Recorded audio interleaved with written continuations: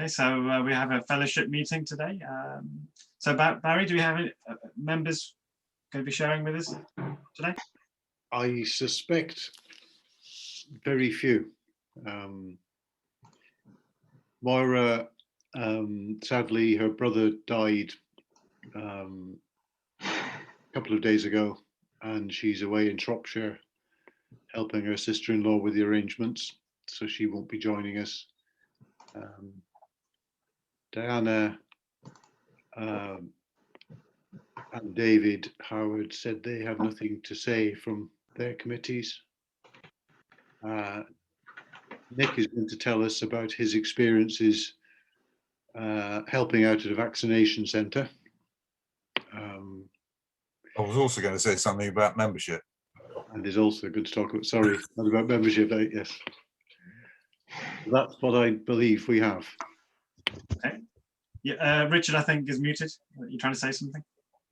No, I'll say a brief word about the international, what we discussed at council about twinning. Okay. Then we can play it by ear. If a member does feel like sharing, you're more than welcome to. Okay, so I'm just going to mute everybody, get things going. Just stops the background noise, really, if we get any. Okay, so welcome everybody to this meeting of the Rotary Club of Leicester on it's the 8th of March. I'm Parmdeep Vadesha, the president. We have, do we have any guests? We have Wayne from Loros, Wayne Matz. Welcome. And anybody else? I can't see anybody else. And do we have any greetings from other clubs? Okay, none this week. I've just had an update from Bob. You were saying, Bob, that Derek's doing okay. Derek Hole. And yeah, so he's not up and about just yet, but he's on the mend for the members that have been asking. Okay. Just wanted to quickly mention a couple of things. So Diana is on the search for Easter eggs. She's got an appeal going. It's perhaps if Diana, if you want to say a couple of words about that. Yeah, hi everyone. Yeah, so we're doing the Easter egg donation for the food banks because we had a meeting earlier and said that it could go to multiple food banks. You didn't need to go to necessarily one. If members are uncomfortable or can't go out to purchase eggs, you can donate the funds, if that makes sense, to Rotary, to our club, and then that will get transferred to me, and then I'll go out and hijack a load of eggs from various supermarkets. We put something out in the newsletter about it, and there's a deadline, if you don't mind, for the 27th of this month. I know obviously it seems a while away, but in reality it's not. If I need to go out in an evening to collect trolleys fulls of eggs and then get those out to the food banks, it would be really nice if we could get at least 200 minimum eggs as a nice donation from us as a club and doing some good community work. If we're supporting the food banks as we are, it'd be nice to add in this little gesture, I think. So yeah, I think we've got about, I think it's about 40 so far. So it's not many, and a minimum of 200 would be amazing given how many service users a single food bank has. If you think that they might have 500 or more from one, food bank, 200 would sort of be a bit of a drop in the ocean. And we've got some support from Rotary Novus as well, but obviously they're a smaller club. So yeah, the more money that you can donate, the better. Easter eggs, unfortunately, aren't cheap, but I found 2 places where I can get them for £1 each. And it would be good for us to do this every year if we can. So yeah. We can cover the shortfall with only about £3 per member, couldn't we? If they're £1 an egg, and we'd only need another 150 or so. Yeah. It's not a huge deal. So yeah, please reach into your pockets and go ahead and donate. So yeah, fantastic initiative there, Diana. I think it's one of those things I'd like to you know, it's not something. I think one thing as a club we need to do more of is things that we can just repeat every year and grow them and scale them. It's very difficult to start projects anew every year. I think it takes a lot of effort and work. And I think if this could be one of those sorts of initiatives, I think we could sort of just keep building upon every year and see where it leads us. Just like the hampers, Scott did a great job on that over Christmas. Totally. Okay, well done. Okay, thank you, Dana. Oh, sorry, Dana, while you're there, well, there is anything new to add on the outdoor learning sensory project, but you will keep us updated on that. Yeah, so just an update to everyone that the school next door to Netherhall, is it Netherhall? I think it's Netherhall, yeah. They've got children who are interested in taking part in the competition. I'm not sure if I mentioned that before. The brief is with the two companies who are offering to help free of charge. It's just waiting for them to get back to us, because obviously Netherhall have a huge space, and it's deciding how big we want our project, if that makes sense, to be before the brief is given to the school. And I have put a little caveat into it, by the way, that that we will either do the whole design or part of that design that the children produce, just in case they do something that is just a bit too extravagant and too costly, put it that way. So at least we've covered ourselves slightly. Yeah, no, that sounds really nice. And it's wonderful, isn't it, having the school right next door as well. Students can really get involved and see how it turns out. Yeah, because I think the school wanted that connection anyway, didn't they? So yeah, it'd be a good project for us. Yeah, and also in terms of our club, I mean, we're reaching, you know, several dozen parents, aren't we, through the competition as well, and yeah, the city around it will be very good for everybody involved. So that's great. Well done. Okay. Yes. Sorry, Chris. Yeah. Parmdeep, can I chip in now? Yes, of course. Oh, just to say it's excellent to see Wayne Matz from Lauros here. Hi, Wayne. I think the corporate membership thing is absolutely excellent idea. And Wayne's one of the most crucial people of all at Lauros, because I think he's been keeping the charity afloat with his expertise during the lockdown situation.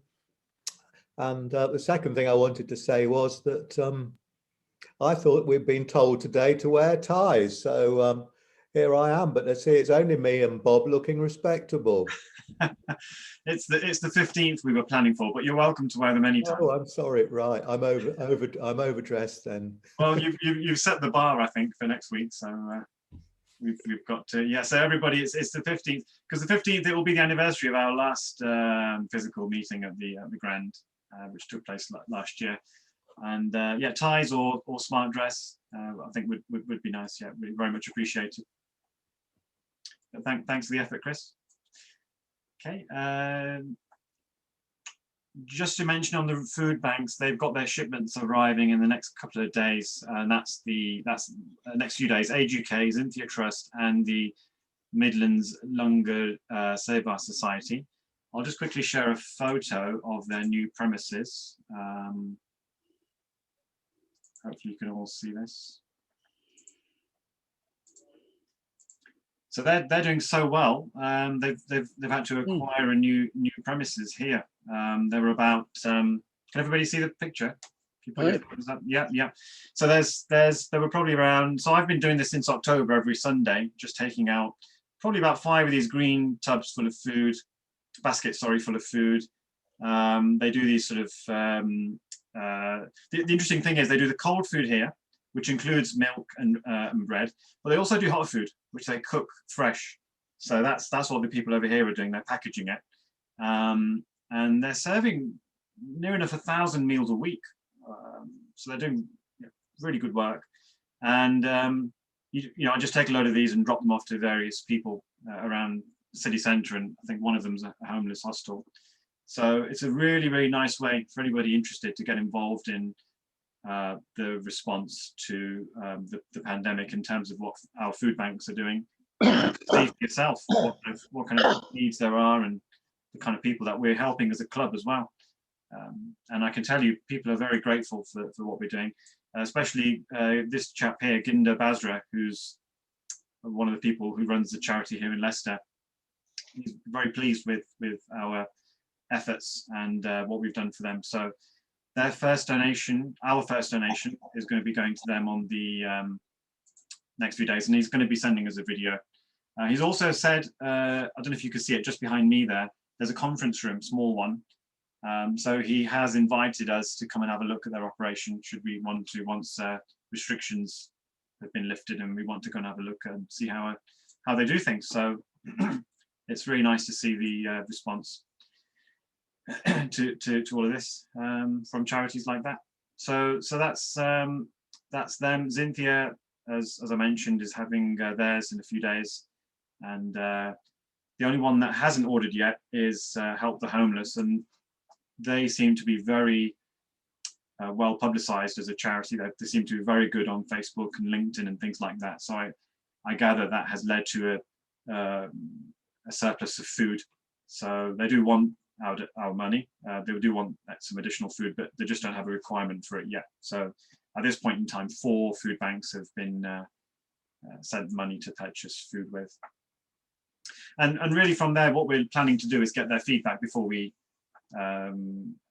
donate additional funds. So I want to know, what we want to know is, did the delivery, did it work out as you expected? Did things arrive? Was there any damages? Were there any missing items, all that sort of stuff? Did you manage to get all the things that you needed? Just does that kind of thing really, before we can then proceed and make further donations. Any feedback, any questions, anything on that? No? Okay. Simon, if you don't mind, can I have a couple of, do you want to give us a couple of comments on the progress you're making on the goal FAMAM for June? Yes, please. I have this morning chased up the golfing members with a request to try and put teams together individually. So hopefully that will swell the numbers. We will need some help on the day for the non-golfing members. It's the 23rd of June, and we're always looking out for sponsorship as well. It would be useful if this could go on the website, the details of it. And also, I don't know whether, Barry, have you circulated other Rotary clubs in the area with the details? That would be useful, I think. I'll give I haven't circulated it yet. I tend to get feedback to say that there's a diminishing number of golfers from the clubs that do respond, but it's easy to circulate the information. Okay, that's fine. Well, we'll put something in the bulletin, perhaps in the next bulletin, and we haven't yet had, for obvious reasons, the normal Rotary section AGM. I don't know whether is Tony with us today? I can't see him. No. But that should be coming up soon. And of course, there's the trip to Thorpe Nest, Clive. I don't know whether you've had any thoughts on that.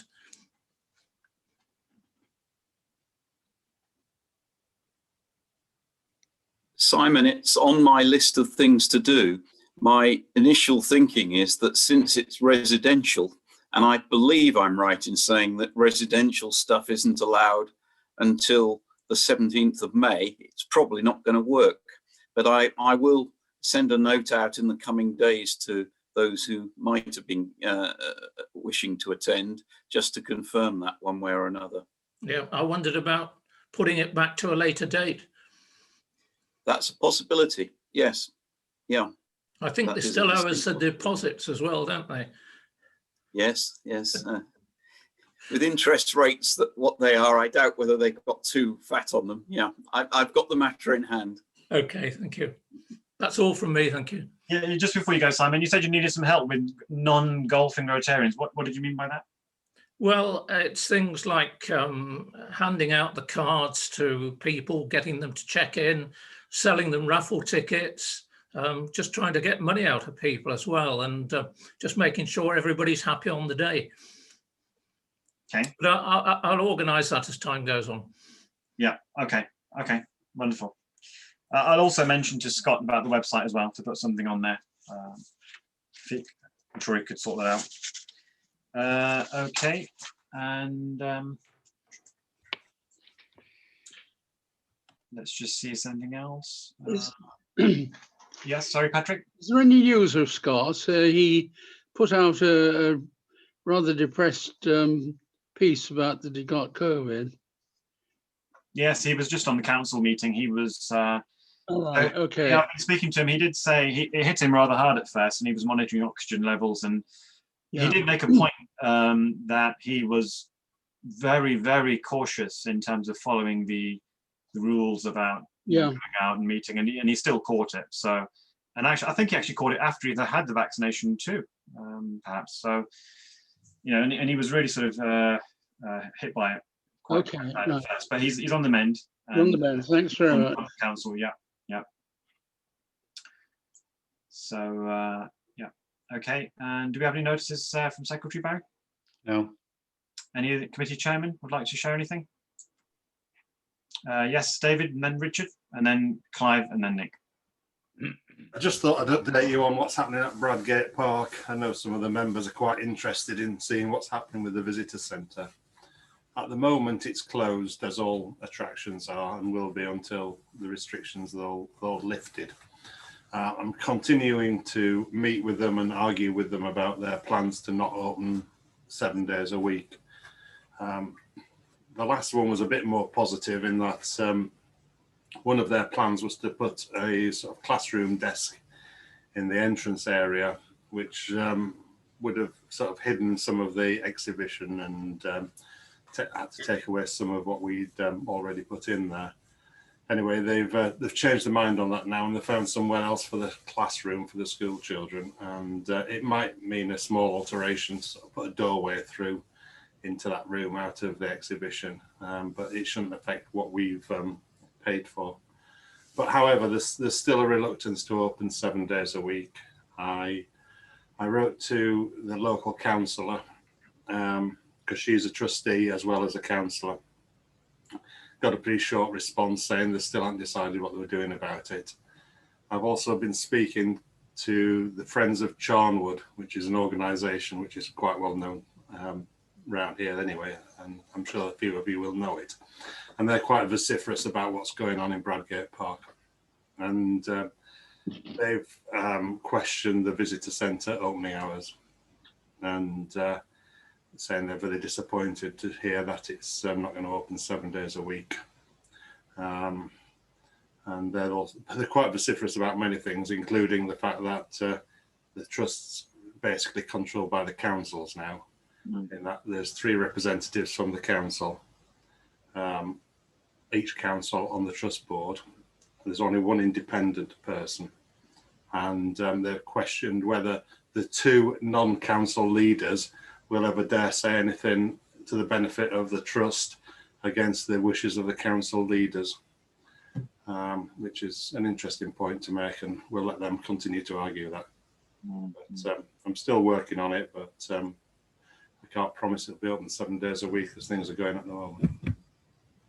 Yeah, well, hopefully. I mean, what do you feel about the potential of, once restrictions are eased, I mean, the visitor numbers come back and they can then afford to keep it open for longer? Is that, do you think that's going to... They might keep it open longer. I mean, obviously, the plan is to get more school children through there, and they're advertising for an education director or manager who's going to sort of increase the number of school kids that go through there, which is good for those. I mean, because that was one of our plans. But the volunteers are all saying that they're quite willing to open it and run it, but some of them complain about collecting money, and they've started to use it as a shop.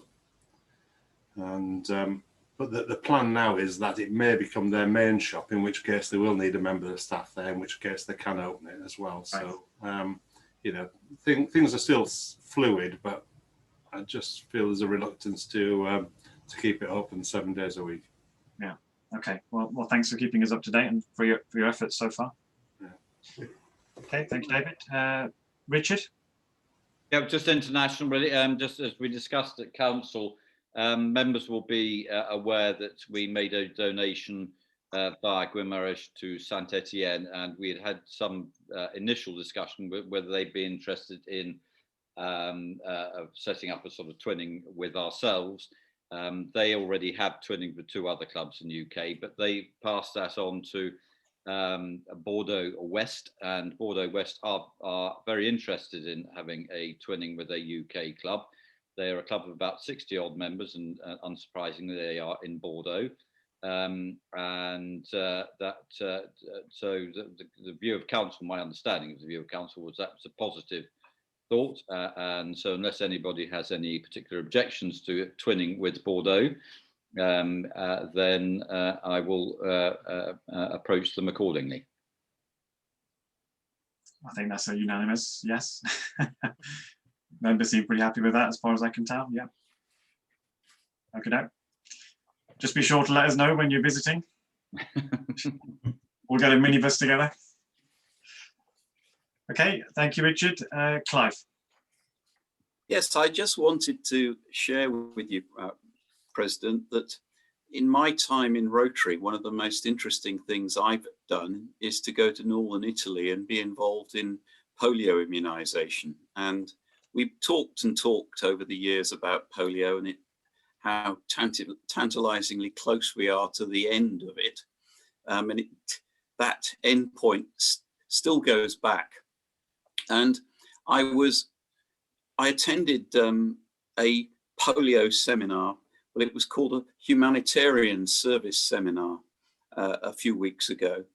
And I was quite encouraged that the news on polio is broadly good, but the talk that I heard, or the discussion I took part in, was not purely about polio. It was about associated humanitarian concerns, and there were 7 headings, and I just share them with you. Disease prevention and treatment, water, sanitation and hygiene, community and economic development, maternal and child health, supporting the environment, peace building and conflict prevention, and adult education and literacy. And I think you can see how all those sort of weave into one another in the end goal of taking people out of polio completely and forever. And just one final thought was that, and I can't remember where this came from, but in recent weeks, I participated in a conversation about, wouldn't it be nice if we paid something for the vaccines that we've been given recently, or those of us who are ancient enough? And it was just felt that, wouldn't it be, people would have gladly paid £5 or £10 or whatever for their vaccine. And I thought to myself, well, the End Polio campaign is in some strange way related, in that it's all to do with vaccinations, and I just throw that out for what it's worth. In terms of the drive now to eradicate polio, am I correct in assuming it was only Afghanistan? Is it Pakistan? I think I'm right in saying that there are literally only 2 countries now where it is endemic. I stand to be corrected. But as I said, this seminar I attended had relatively little to do with polio per se. It was really casting the net wider into wider humanitarian concerns. Interesting. Food for thought. Thank you. Thank you, Clive. Okay, Nick. Yes. Right. I've prepared, you're going to get sick of me, so I'll probably cut this a bit shorter. I had prepared something about membership and also something about this vaccination centre volunteering. So I'll try and be brief. As far as membership is concerned, our membership still stands at 53, plus our incipient first corporate member, Loros, represented by John Knight, Wayne Matz, and Caroline Baker. At the risk of repeating what I wrote in the monthly bulletin, Richard Power and I both independently attended the RIBI membership summit in January. And just to cut an extremely long story short, the essence of what they were saying is that Rotary is shrinking and aging, and we need to recruit in the younger working age group. Existing clubs, and this I question, the existing clubs cannot provide what these people want, so start new clubs. And that is the essence of that event. My view is that we should certainly not give up on recruiting to this club. Our club has a great deal to offer, not least of which a huge wealth of experience and knowledge. So we're not going to give up, as far as I'm concerned. As you know, we've introduced the corporate membership, and we are preparing a further modification to the bylaws to introduce a family membership for club approval. Obviously, a family membership is pretty much like corporate membership, but for families, and the idea being that you would introduce younger members of the family through a parent to the concept of Rotary, and I think it sounds like quite a good long-term thing to do. It certainly can't do us any harm. So that's on its way. Our legal expert is looking at the Constitution as we speak, I hope. So, as you know, we've successfully started a Rotaract club, although quite a lot of them are, the members of it are stuck in their home countries at the moment. But I think it's a good step that we've taken there. As I've said several times before, we're planning to engage volunteers with a view to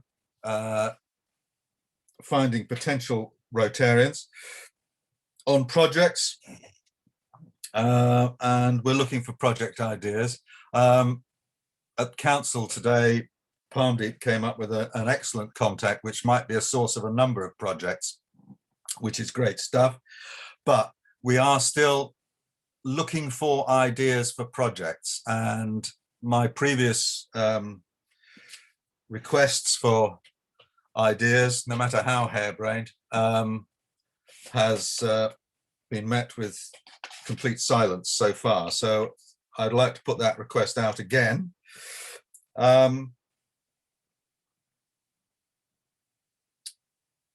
We've talked about the Netherhall one, so I won't go it. So the other thing is that when we're back at the Grand, and so that's still pretty much up in the air as to when we will be back at the Grand, but we are looking at having some recruitment lunchtime meetings, perhaps once a quarter, with a view to shamelessly selling Rotary to the people that we can get in there. And that will need the support of all the membership, really, to entertain these people. And the speakers will be telling people about Rotary, and about the things that we have, as a club, have done. So that's something on the pot, and we're hoping to get going within a reasonable amount of time after we're all back at the Grand. Meantime, we're working on some information literature to be able to give people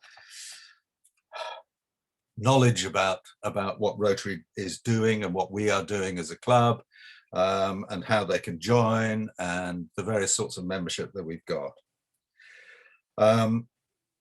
Diana has an initiative that we were going to introduce.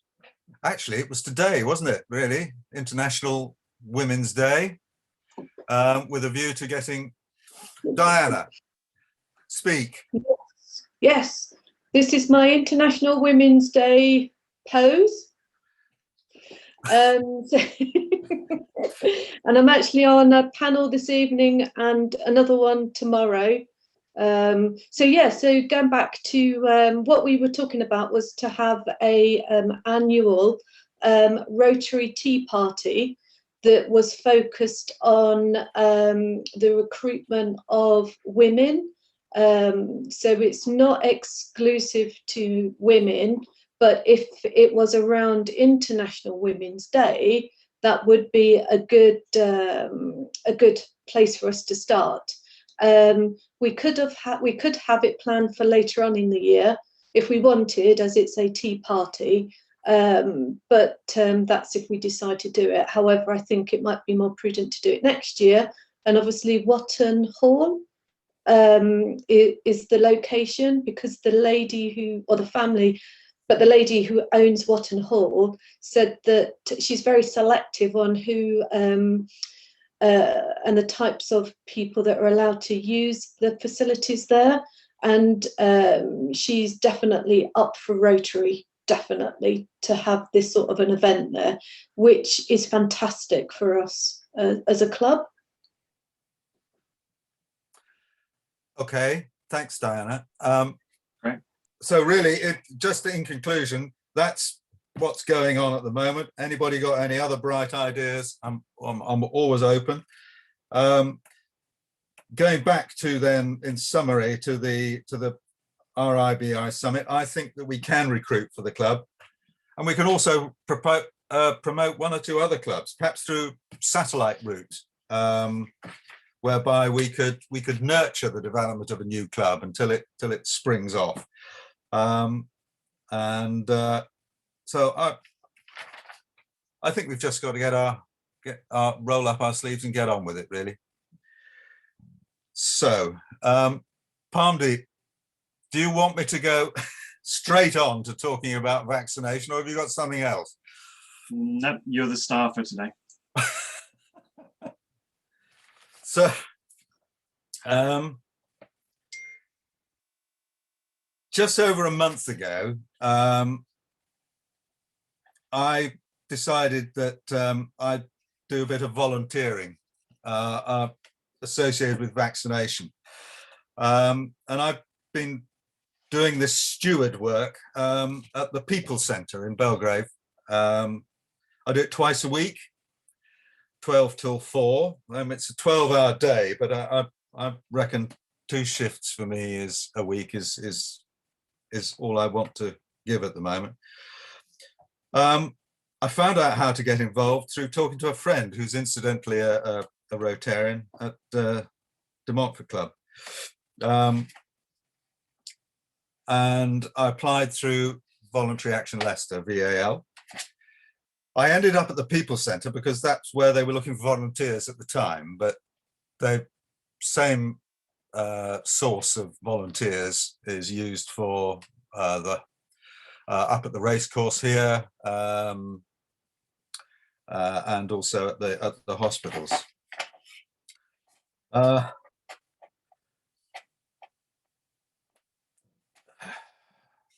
There's a number of other sources of volunteers as well. The Good Gym people who helped out with a polio thing that we had, Purple for Polio, at various at the church and at a temple and at a mosque, running between doing something or other. I can't remember what it was. So there's quite a lot of them there, which I think includes your son, doesn't it, Barry? He's a good gym character, isn't he?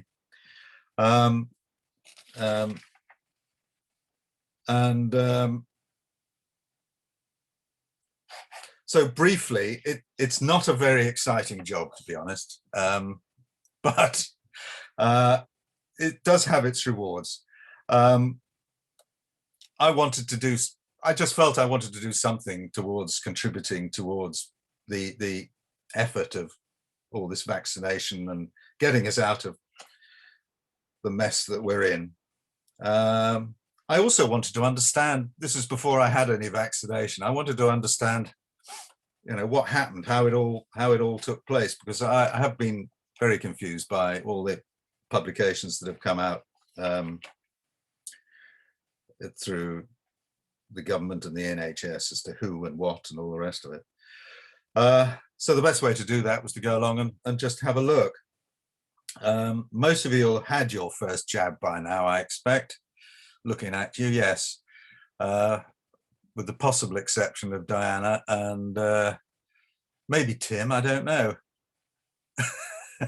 Oh, he's had it as well. So there's not much point in going through the process. So I thought I'd just tell you a few things about how I felt about it and the things that happened. And there's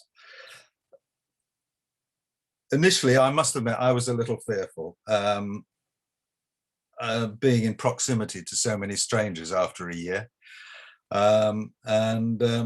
It is interesting how people just forget about social distancing, especially when they're perhaps anxious about what they're coming for. And also you're sort of talking at them from behind a mask. They sort of come straight up to you and you find yourself backing off furiously as they carry on advancing, but you just keep backing off until you hit the wall. Eventually they get the message. I started off going for outside roles. A lot of it was associated with marshalling queues and controlling parking and endlessly asking each individual whether they've had a positive test in the last 4 weeks or been in contact with anyone who testing positive. Everybody gets asked that question. As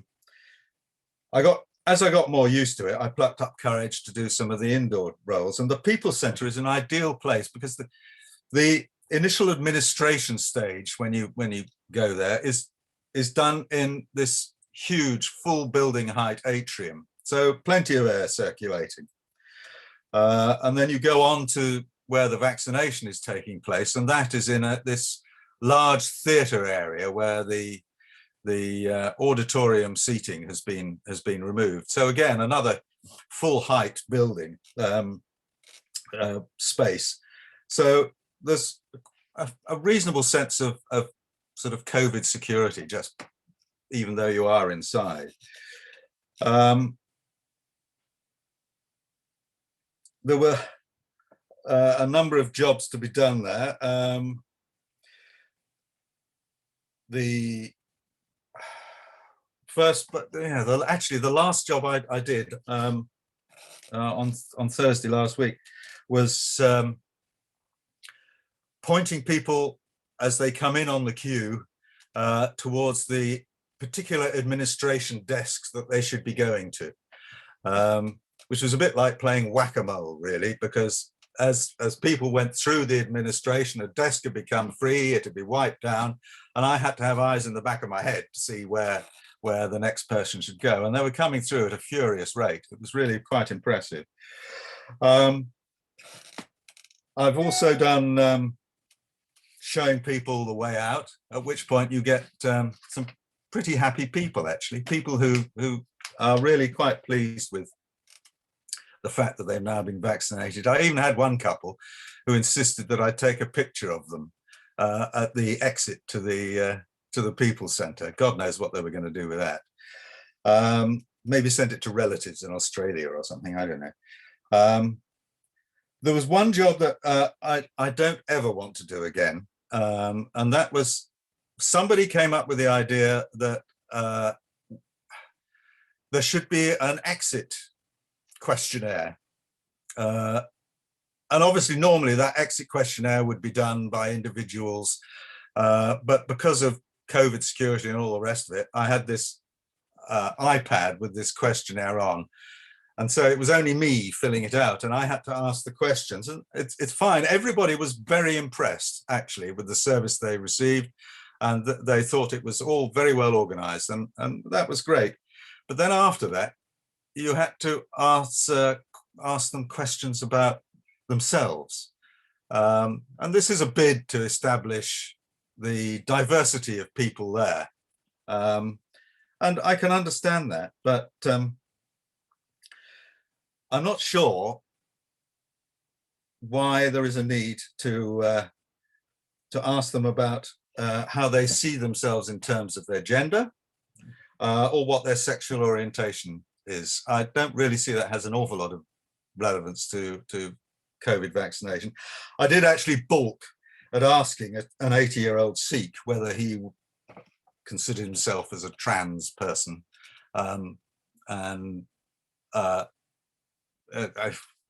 It's just, some of it you do just wonder. Now, one of the perks of the job is that I did get vaccinated. I mean, I would have been vaccinated by now anyway, but I did get vaccinated a couple of weeks earlier, and I wasn't going to turn that down, really. As far as the People Centre is concerned, I don't fully understand how the place gets its patients. It's run by the Leicestershire Partnership Trust, which is part of the NHS dealing with mental and community health. But it doesn't come under the GPs, and it doesn't seem to come under the hospitals either. They seem to take in people from across the country. Sorry, not across the country, across the county. Indeed, a week ago, despite what the government says about not focusing on police and teachers, we did have one day, or a couple of days actually, when the place was heaving with police, and they were all coming in from police stations around the county to be vaccinated, which I think is a splendid idea. But that was completely against what the government was saying was going to happen, because it was going to be far too complicated to do it. Occasionally there are clinics for SEN children and young adults. And those are extraordinarily well run, and there's probably little need for the stewards, because these people come with their family and they are escorted through the entire process with a nurse, and it's all done in a very calm and controlled fashion. Whereas I'm not saying that normal vaccination through that place is frenetic, but it's certainly, there's an awful lot of people, and this is done at a time when nobody else is being invited to come, and I thought that goes very well. So in conclusion, really, to be honest, most of the time it's pretty dull, but you do get to meet a variety of people amongst the volunteers, and all have a story, interesting or not, as to how they came to be there. And I'm planning to carry on for a while, well, at least until the golf course is open. So that's me. Thank you very much. Thank you, Nick. Thank you for sharing. Right. Do we have any questions for Nick, or any observations? I think Nick's done a very good job there of sharing. So Nick, you said you're going to continue. Did it tell you how long it's going to be continuing for, the program? Well, I should think, no, but I mean, it's got to go on till July, hasn't it, when they're thinking of having everybody vaccinated, and maybe even longer, I suppose, because younger people won't have had their second vaccine by then, will they? So I don't know. I'll carry on for the moment. Yes. Okay. Well done. Excellent work. Richard, did you have something to say there? I just saw you unmute yourself. Well, no, just on the vaccination, two things. I think the vaccination centres will almost become a semi-permanent fixture, because they're already working on the sort of, rather like the flu vaccine, on an annual thing, because they're going to be a succession of variants coming through. So I think the likelihood of this being a single one-off vaccination program is I wouldn't say it's remote, but I would thought it's more likely to go on. And interestingly, I got my letter last week to be vaccinated, so I pitched up at work, because I was at work anyway, at the Royal, to be told they run out of vaccinations, wouldn't have any more till 15th of March. So that was a good start.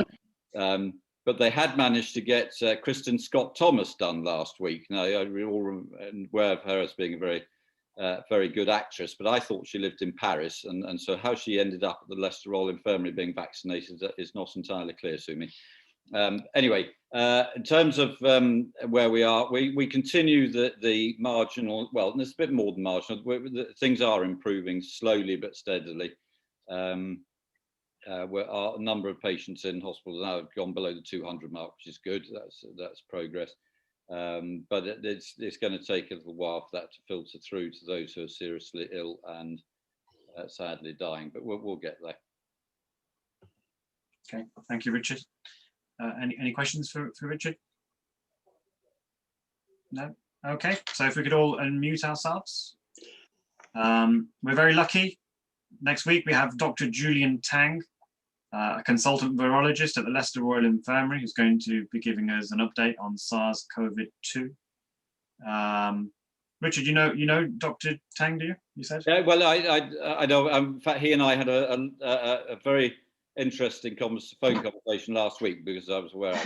So no, he is very much a leading expert in the virology field, and he's been back when I was on the phone to him. He said, "Oh, I've just come off the phone to BBC Brazil." Or something.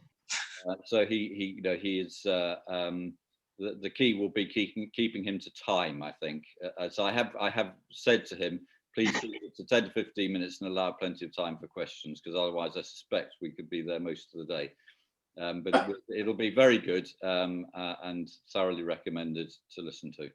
Yeah, he's got a really good YouTube video on the different vaccines that are available and how they work, and he's very articulate. But he can I found him to be able to simplify quite a complex topic. Yes, and I did sort of give him some pointers to what the sort of things that people will be interested in. Right. He said, look, I could be there all afternoon. I said, look, just keep it to a few simple points. That's great. Thank you. Right, wonderful. So 23 today we've had in attendance. As I said, next week we've got Dr. Tang. There are no meetings or anything after the meeting. And thank you all for joining. See you all next week. Stay safe, stay well. Goodbye. Bye. Bye. Bye. Bye.